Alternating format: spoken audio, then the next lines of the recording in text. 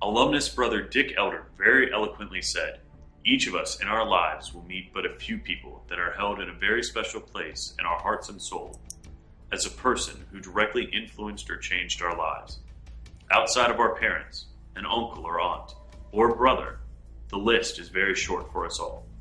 Howard Alter for me was very high on my list of people who literally changed my life. He gave me direction when I had none. He personally held the candle that lit the correct path to follow so that I could travel through life's journey with my head up, my vision clear, and my dreams intact. That was Howard Alter to me, a true brother and a man whom I owe so much." As a fraternity, we lost one of our best to the Chapter Eternal. To those who knew him, Howard Alter was dearly loved and one of the great leaders of Theta Chi.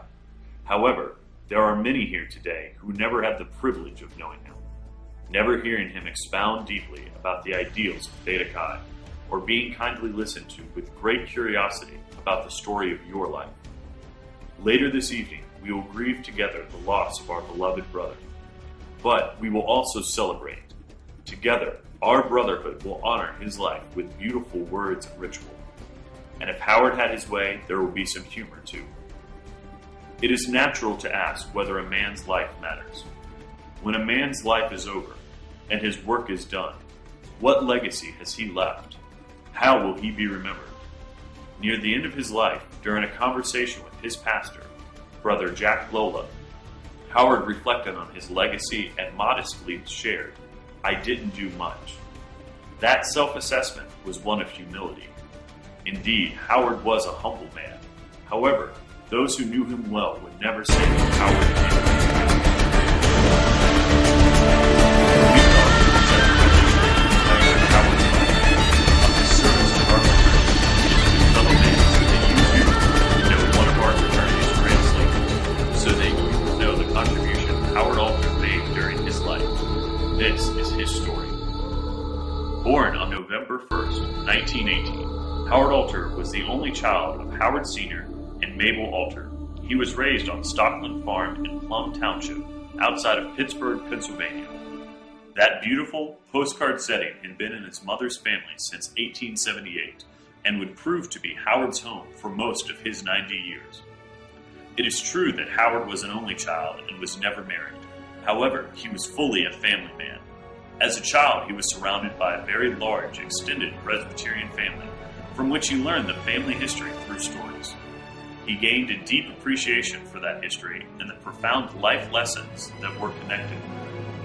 Howard cherished the people in his life as gifts, and, by mastering the art of telling a story, he was able to keep those people and lessons alive for the next generations. But Howard was more than just a storyteller.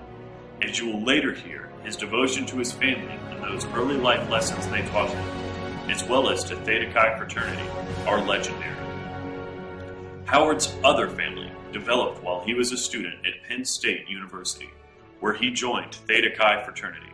After sorting through several bids from other fraternities and going against his father's wishes that he would attend community college and live at home, Howard joined Omega Chapter as a second semester freshman in the spring of 1937. For Howard, the bond of the brotherhood and the ideal of the helping hand reminded him of Stockland Farm and his family. He was initiated on December 18, 1938, and never forgot his roster number of 291. Howard thrived at Theta Chi, serving as the chapter treasurer and later as president. Howard recalled fondly that he knew well each of the founding fathers of Omega Chapter, including George Chapman, who later served as the executive secretary for 19 very fruitful years. Those highly principled alumni mentored Howard, and Howard humbly opened himself up to being transformed by their able hands. He loved to hear their stories and believed deeply in their vision for the fraternity and brotherhood. He developed a great respect for Theta Chi's history and ritual. Above all things, Howard learned that Theta Chi is for life.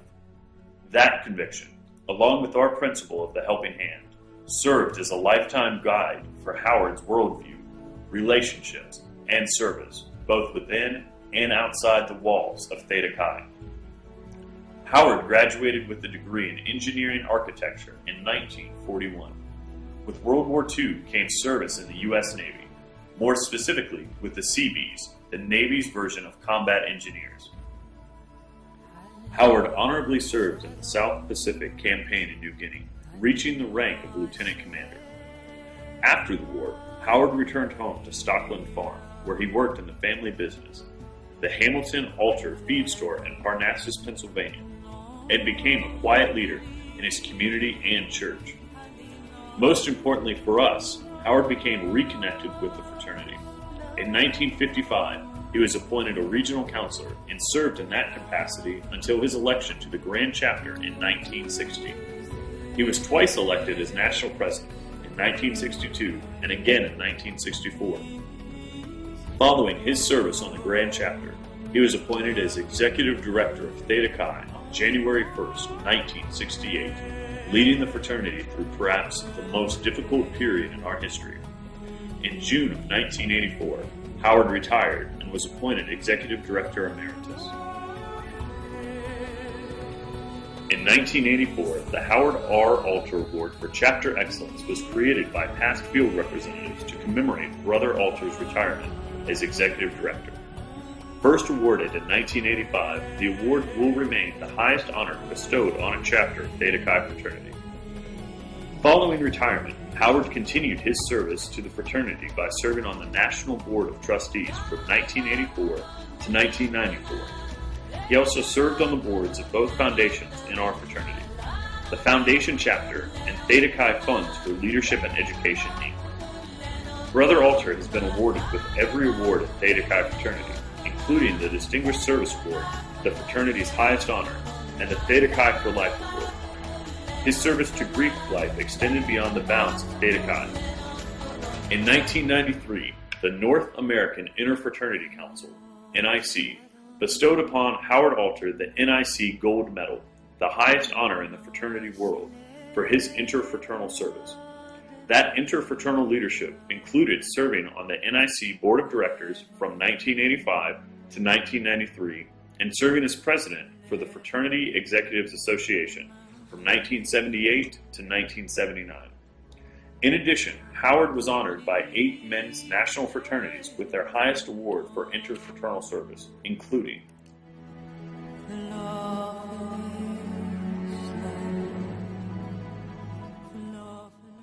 Beyond the formal accomplishments and recognition, there was something special about Howard Alter. There were many unsung and unique traits about Howard that even more deeply proved that he lived the ideals of Theta Chi.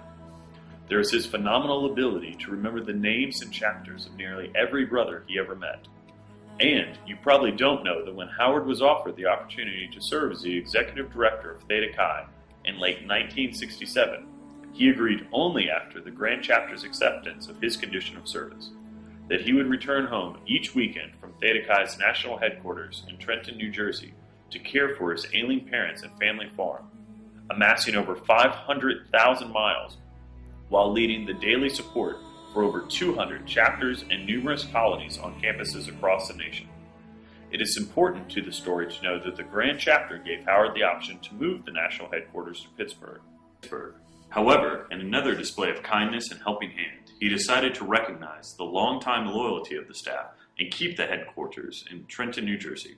Because of Brother Alter's sacrifice, each of those jobs was saved, and Howard was able to meet the needs of his family. Indeed, Howard lived his life by the helping hand. The years of Howard's service as executive director were perhaps the most difficult in the 154-year history of Theta Chi. He inspired Theta Chi when fraternal living became passé amid America's adoration of individualism.